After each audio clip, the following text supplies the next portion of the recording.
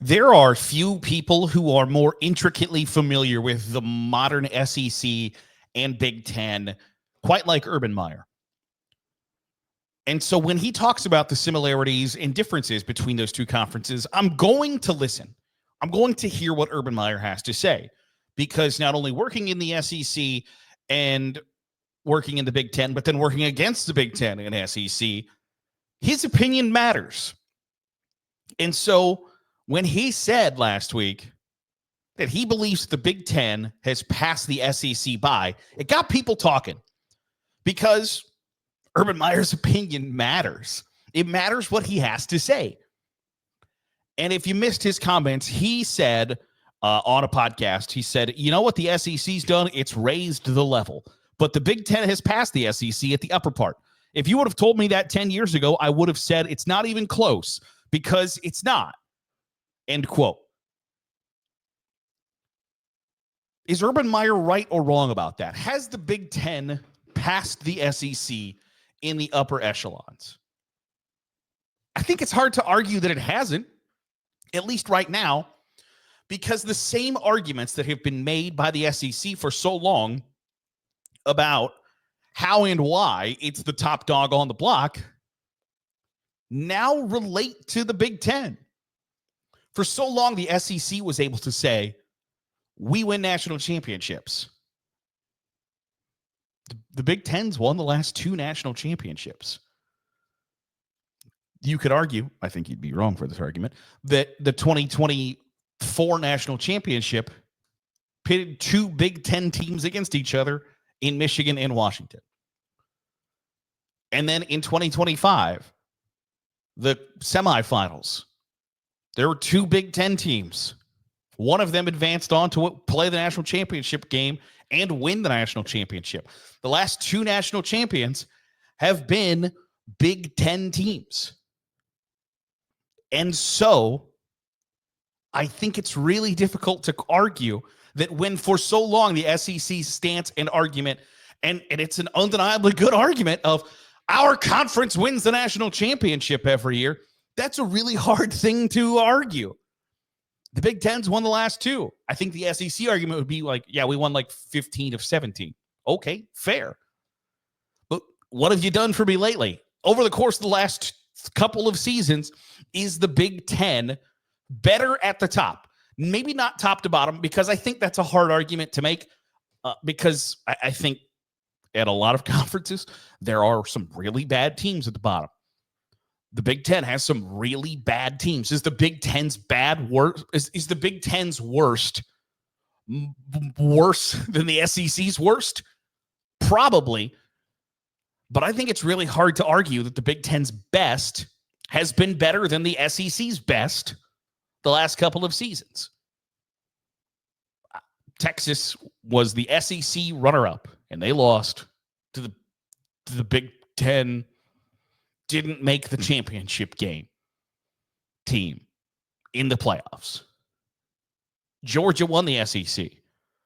Now, they weren't playing with a full deck, but they lost to Notre Dame.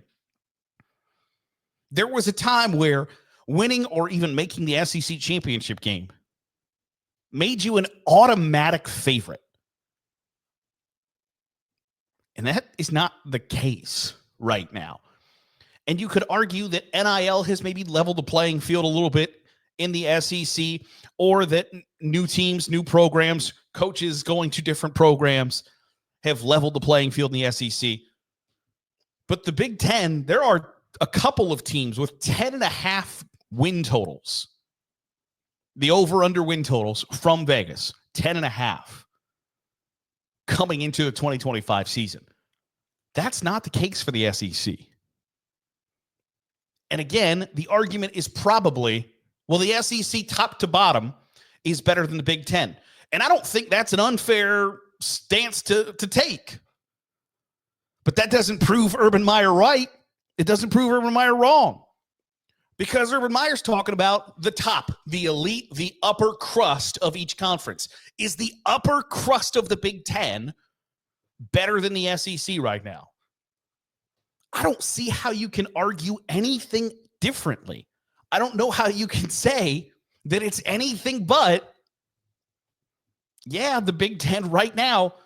And it's because the Big Ten got its ass kicked for a really long time. And so those schools put the money into facilities, put the money into nutrition, into weight rooms, into support staff, into travel, into coaching salaries.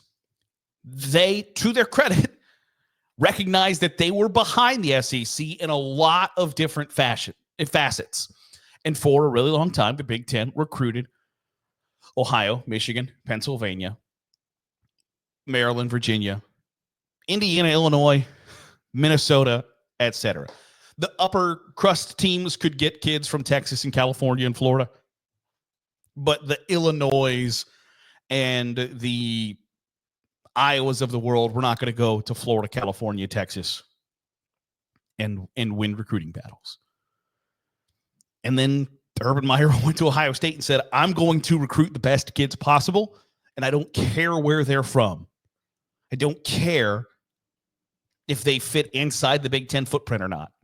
And then he started to kick everybody in the Big Ten's ass. And so everybody in the Big Ten then had to pivot and go, well, wait a second, we got to recruit the best kids possible too.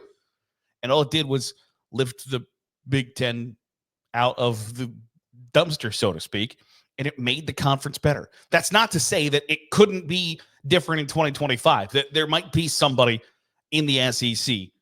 There could be a Texas. There could be a Florida, a Georgia, an LSU that just comes out and dominates from day one and goes on to win the national championship and make this all potentially a moot point. But right now, as it sits here in May of 2025, I think it's really difficult to argue anything other than the Big Ten's best is better than the SEC's best. The argument from the SEC continues to be, well, look at the first round NFL, look at the talent, look at the, and that was the argument in the college football playoff when Alabama didn't get the final spot was, well, if you ask any NFL draft scout, they're going to tell you that the best talent to the SEC, it sure as hell ain't at SMU. That's great, but the results on the field have to matter. And so it cannot be that when the SEC performs really well in bowl games, it's because we're superior. And then when the SEC performs really poorly in bowl games, it's, well, they didn't even want to be there. It can't be both. It can't be the only thing that matters is national championships. And then when you stop winning national championships, go, well, actually, it's about first round NFL draft talent. Sorry. You can't always have it your way.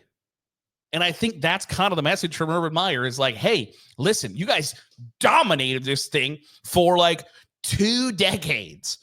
And now you're not dominating. Now, due to a variety of circumstances, the deck isn't necessarily stacked in your favor. And you're going to have to fight for it. You're going to have to work for it.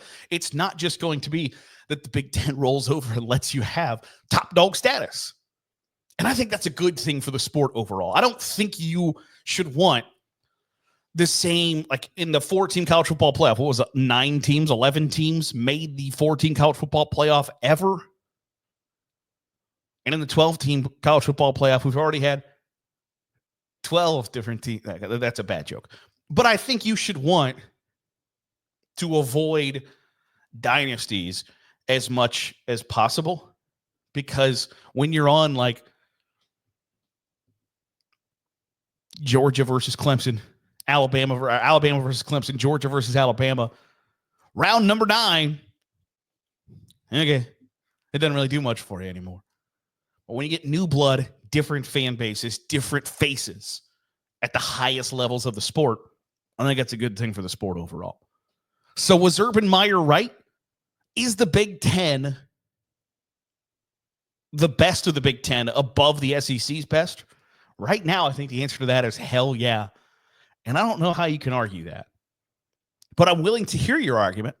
I want to hear from you, SEC fans. Why do you believe that you're still the 10,000-pound gorilla that hasn't been dethroned yet? I want to hear from you in the comments below. That'll do it for today's episode of the Daily Huddle. Appreciate you making us a part of your day, however it is, wherever it is you're doing so. If you're watching on YouTube, hit the subscribe button. Make sure you're getting all the great college football content we're pumping out. If you're listening on the podcast feed, drop a 5-star review. It goes a long way in helping out the channel. I'll see you tomorrow for another episode of the Daily Huddle.